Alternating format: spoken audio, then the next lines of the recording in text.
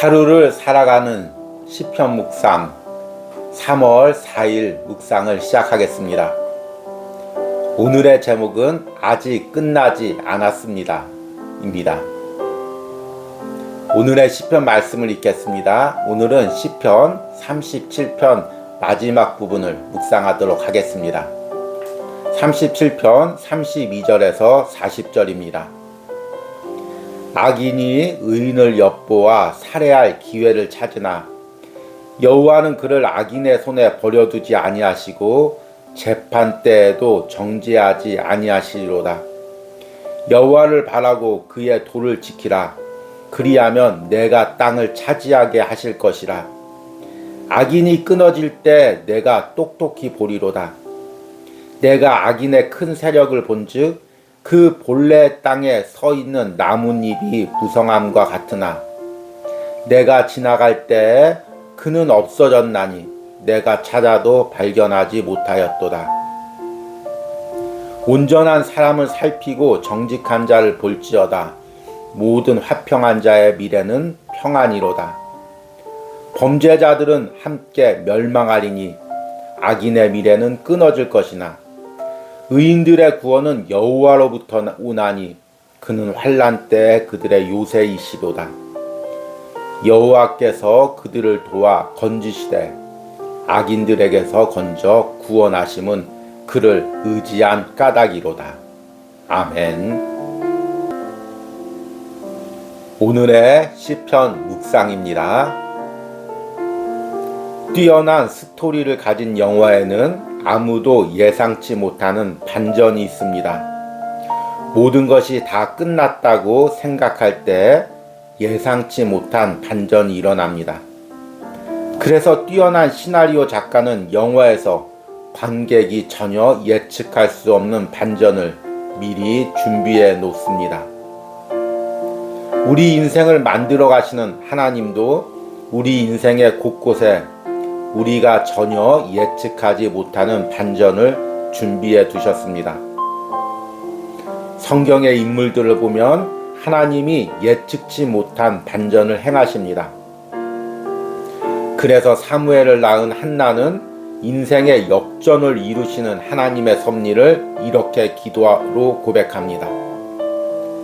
용사의 활은 꺾이고 넘어진 자는 힘으로 띠를 띠도다. 풍족한 자들은 양식을 위하여 팔고 줄이던 자들을 다시 줄이지 아니하도다.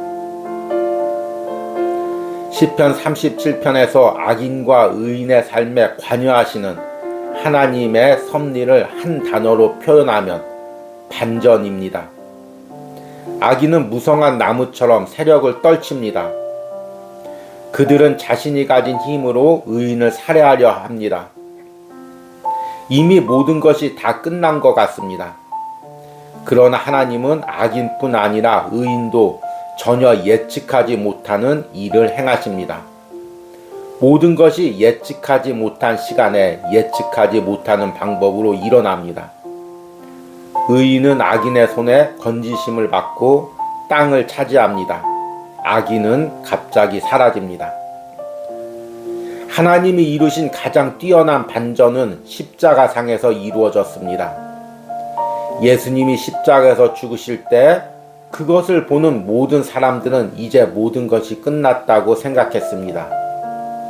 그러나 하나님은 모든 것이 끝났다고 생각하는 순간에 하나님의 구원의 역사를 일으켰습니다. 내 인생에 하나님의 위대한 반전을 기대합니까? 내 모든 것이 끝났다고 생각할 때 내 생각을 뛰어넘어 역사하실 하나님의 기적을 기대합니까? 그로 인해 내가 하나님이 하실 일을 기대하며 설레고 있습니까? 그분은 내 인생에 내가 예측할 수 없는 일을 행하실 것입니다. 아멘. 오늘의 시편 해석과 적용입니다. 오늘은 지난 3일 동안 묵상한 시편 37편의 마지막 부분을 묵상하며 마무리를 했습니다. 시편 37편을 묵상하면서 개인적으로는 다윗이 하나님을 신뢰하는 이 부분을 통해 하나님을 신뢰하는 것이 인생에서 어떤 의미인지, 우리 신앙에서 어떤 의미인지를 다시 한번 깊이 깨달았습니다. 우리가 성경 말씀을 읽거나 설교를 들을 때 은혜를 받지 못하는 가장 큰 장애물은 말씀을 읽으면서 이미 다 아는 말씀, 설교를 들으면서 뻔한 이야기, 이렇게 생각하기 때문입니다. 그런데 하나님의 말씀은 우리가 그 말씀을 듣는 시기와 장소에 따라서 새롭게 와닿습니다.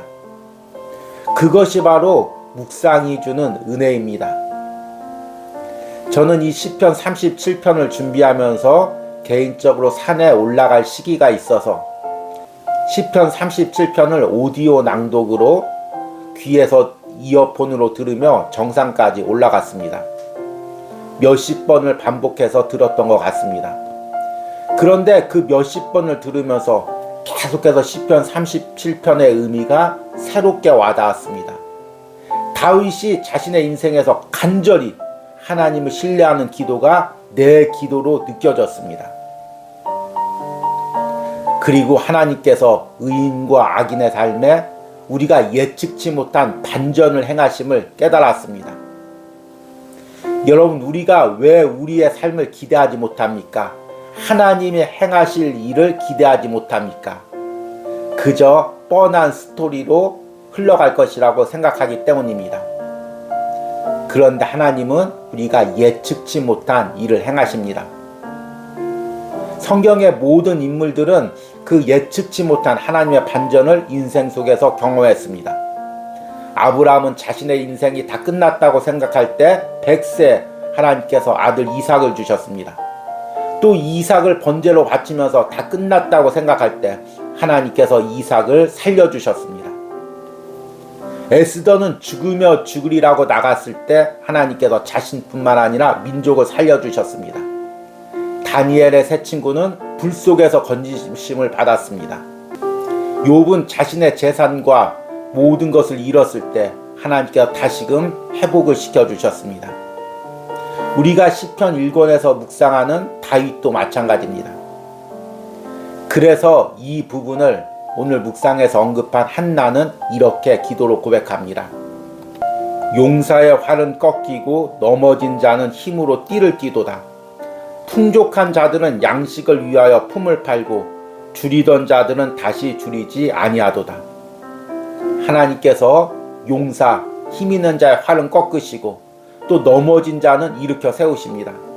풍족한 자는 가난하게 해서 양식을 팔게 하고 줄이던 자들은 다시 일어나게 합니다. 하나님께서 이렇게 인생을 바꾸시는 기준이 무엇일까요? 하나님이 주신 물질적 풍요와 권력 속에서 그것을 의지하며 하나님 앞에 교만하게 살았는지, 아니면 없는 가운데서도 연약한 가운데서도 하나님을 의지하며 가난한 심령으로 살았는지, 그것이 바로 하나님께서 우리 인생에 개입하여 반전을 일으키시는 하나님의 기준입니다. 오늘 시편 37편에서도 바로 의인과 악인의 삶에 그 반전을 일으키시는 하나님의 섭리를 이야기합니다. 32절 말씀 보니까 악인이 의인을 엿보아 살해할 기회를 찾으나, 33절에 여호와는 그를 악인의 손에 버려두지 아니하시고 재판 때에도 정죄하지 아니하시로다. 당시 악인은 시대의 지배자였습니다. 힘과 권력이 있었습니다. 그래서 자신이 가진 힘과 권력으로 교만해하며 의인을 살해하려고 합니다. 세상적인 이치로 보면 의인은 악인에게 죽임을 당할 수밖에 없습니다. 그런데 여기에 33절에 보니까 여호와는 그를 악인의 손에 버려두지 아니하시고, 이 말씀의 의미가 무엇입니까?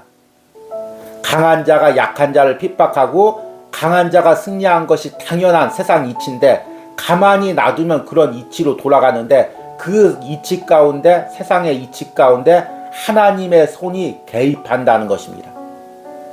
그러면 강자가 약자를 이기는 상황이 역전이 된다는 것입니다. 실제로 역사상에도 이런 일들이 많이 일어납니다. 전쟁에서 막강한 군대를 가지고 분명히 승리할 줄 알고 공격했는데 뜻밖의 이변이 일어납니다. 갑자기 풍랑이 친다든지 갑자기 사소한 어떤 일이 일어나서 전쟁의 승패가 뒤바뀌고 역사가 뒤바뀌는 일들이 발생합니다. 그런데 하나님의 자녀들의 삶에서는 바로 하나님이 개입해서 이런 반전이 일어난다는 것입니다. 가만히 있으면 악인들에 의해 죽을 수밖에 없는 상황 가운데서 전혀 예측지 못한 일들이 벌어진다는 것입니다. 어떤 사람에게 하나님께서 그런 예측지 못한 일을 일으키십니까? 34절에 여호와를 바라고 그의 도를 지키라. 그리하면 내가 땅을 차지할 것이라. 악인이 끊어질 때 내가 똑똑히 보리로다. 여호와의 말씀을 지키는 자는 하나님께서 그 기업을 주시고 악인이 멸망하는 것을 눈으로 똑똑히 보게 하신다는 것입니다. 무엇을 보는지를 구체적으로 35절과 36절에 이야기합니다. 내가 악인의 큰 세력을 본즉 그 본래 땅에 서 있는 나뭇잎이 무성함과 같으나 내가 지나갈 때 그는 없어졌나니 내가 찾아도 발견하지 못하였도다. 악인이 원래 그 땅에 심겨져 있는 커다란 나무처럼 무성한 잎을 내고 있습니다. 오래전부터 심겨져 있을 것 같고 또 앞으로도 영원히 심겨져 있을 것 같습니다. 그런데 그 나무가 순식간에 사라집니다. 악인이 순식간에 멸망하게 되는 것입니다. 그리고 하나님께서 의인의 삶에 기업을 주십니다. 37절부터 마지막 절까지 온전한 사람을 살피고 정직한 자를 볼지어다. 모든 화평한 자의 미래는 평안이로다.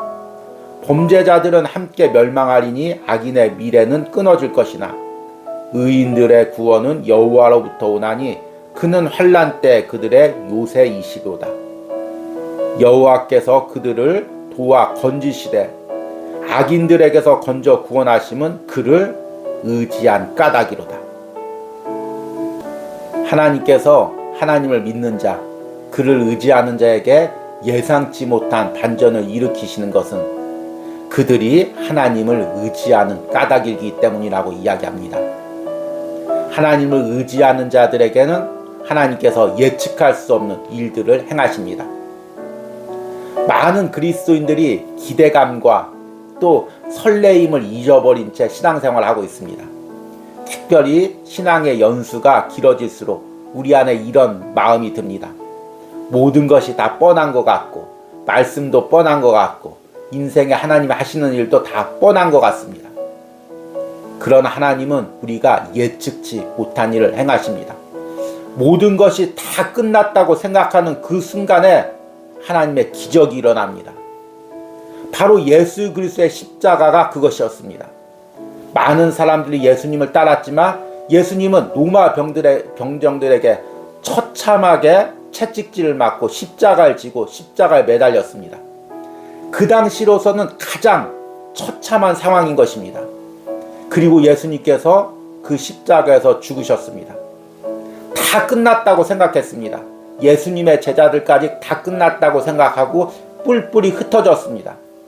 그러나 하나님은 예수님을 무덤에서 일으키시고 사탄의 권세를 깨트리시고 우리의 구원의 역사를 이루셨습니다. 그 십자가의 반전의 역사가, 놀라운 회복의 역사가 지금 우리 삶에도 그대로 적용되는 것입니다. 우리 영혼을 구원할 뿐 아니라 우리 삶에서 하나님께서 놀라운 반전을 일으키십니다. 신앙을 가졌다는 것, 하나님을 기대한다는 것은 바로 그 하나님의 반전의 역사, 하나님의 예측치 못한 역사를 기대하며 사는 것입니다. 내가 그 기대감이 없다면, 하나님이 하실 일에 대한 설레임이 없다면 내 신앙이 이미 굳어지고 있는 것입니다. 여러분들이 시편 37편을 통해 의인과 악인의 삶에 하나님께서 놀랍게 행하시는 그 반전의 역사를 기대하며 꿈꾸시는 삶을 사시기를 소망합니다. 오늘의 기도문 드리기입니다. 지금 내가 세상 사람과의 관계 속에서 낙담하고 있는 부분은 무엇입니까? 내 인생에 위대한 반전을 일으킬 하나님의 섭리를 기대하는 기도를 드리시기 바랍니다. 우리 기도하겠습니다. 악인이 의인을 엿보아 살해할 기회를 찾으나 여호와는 그를 악인의 손에 버려두지 아니하고 재판 때에도 정죄하지 아니하시리로다. 여호와께서 그들을 도와 건지시되 악인들에게서 건져 구원하심은 그를 의지한 까닭이로다.